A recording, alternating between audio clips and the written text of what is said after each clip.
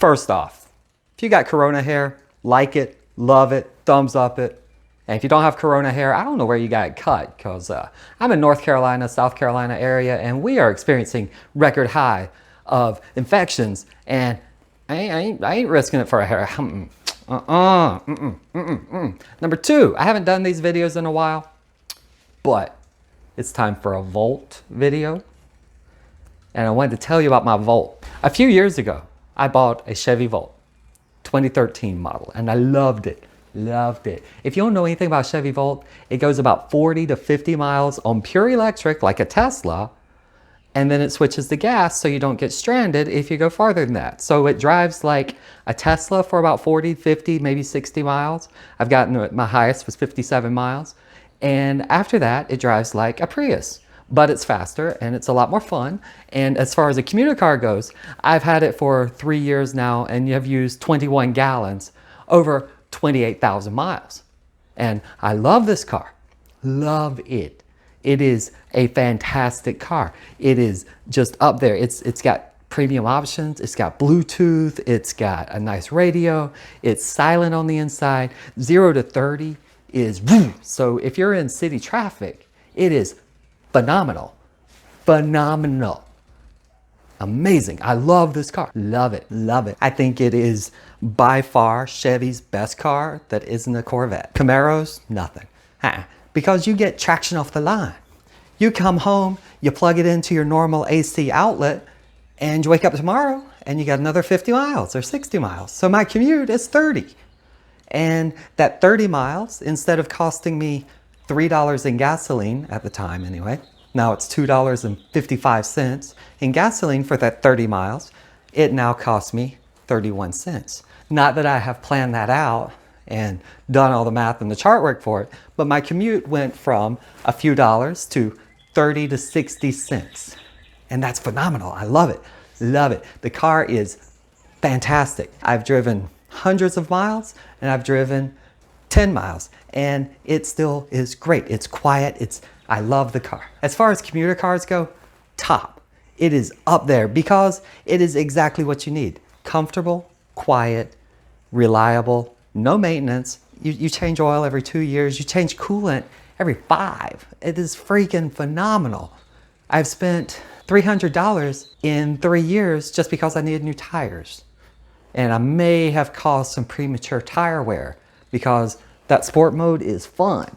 So I love the car. So I'm coming home from work the other day, 2 days ago, yesterday actually, because why not? Because it's been such a freaking fun time that I came home from work and I'm coming and I see a little thing on the side of the road. And I was like, ooh, she made eye contact. And I'm like, ooh, that's sweet. I was like, dang, that's really sweet. I was like, man, whew, that is sweet. And then the mama came out. And I was like, I done been caught. I done been caught. Now, I don't know if you know it, but when the mama comes out, you in deep, deep, deep, deep. Like, I'm just saying it. You in deep when the mama comes out. Because you're screwed. Like, there's nothing you can do.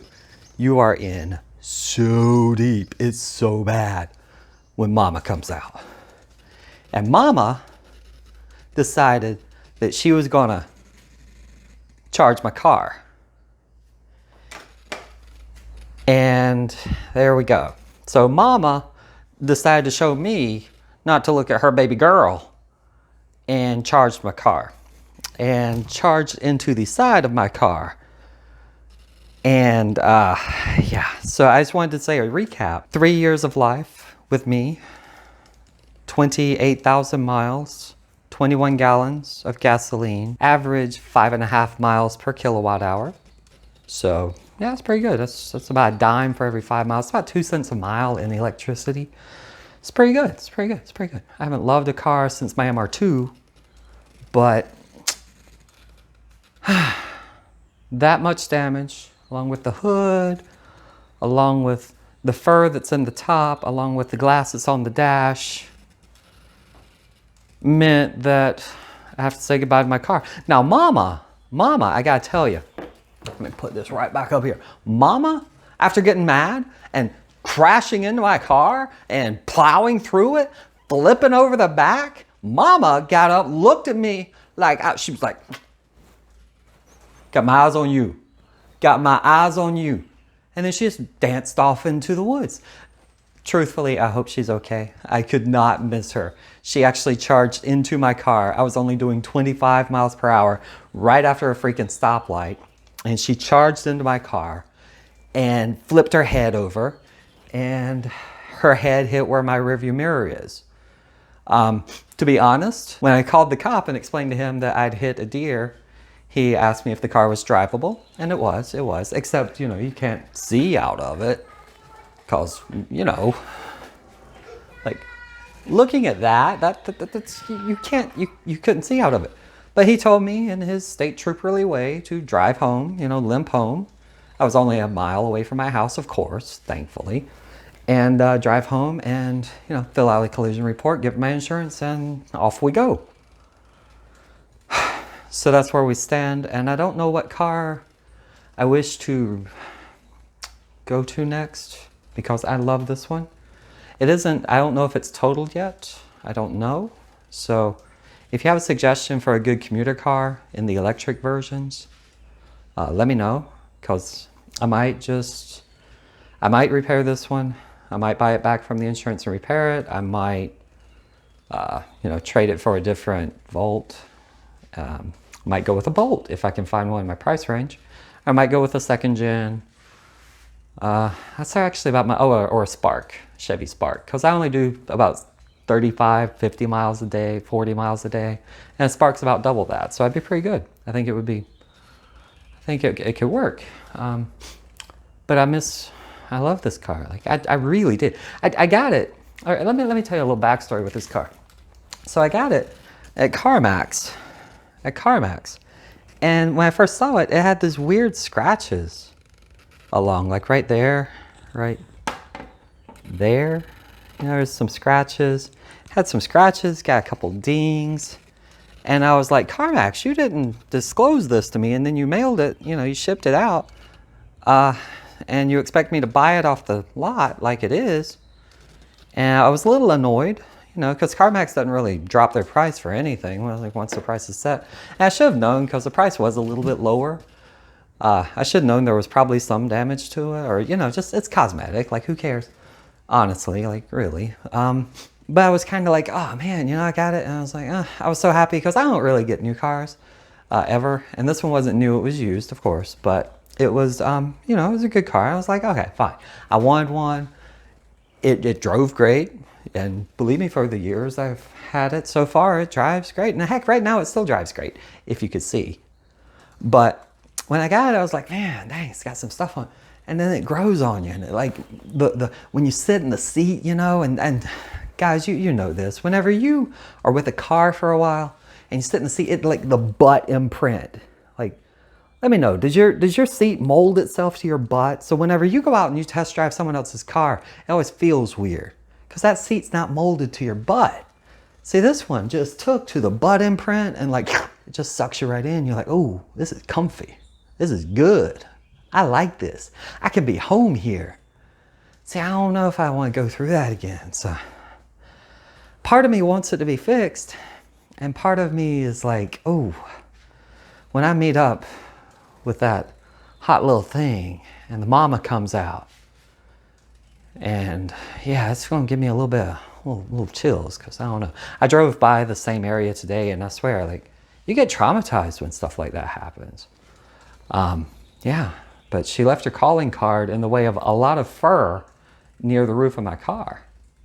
Because, you know, it's like if she just left me her phone number, I would have understood. But she went one step further and left me her fur.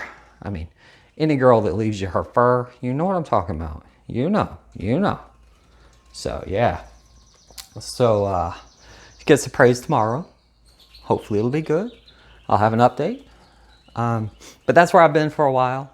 And, yeah, so obviously I'm okay. I mean, I'm a little heartbroken because, you know, she just dined and dashed, if you get me. I mean, she just came into my life so fast and then ran away. Like, shoot, it's like my dating life all over again. Just, hey, baby, blam! It's just like my dating life. But, you know, that's cool. It's cool. Whatever. It's cool. I mean, it's not really cool. I really like my car. But anyway, I don't want to take up too much time. I'm just, you know, just conversing because it's been a while. And the COVID hair has gotten to me. And, you know,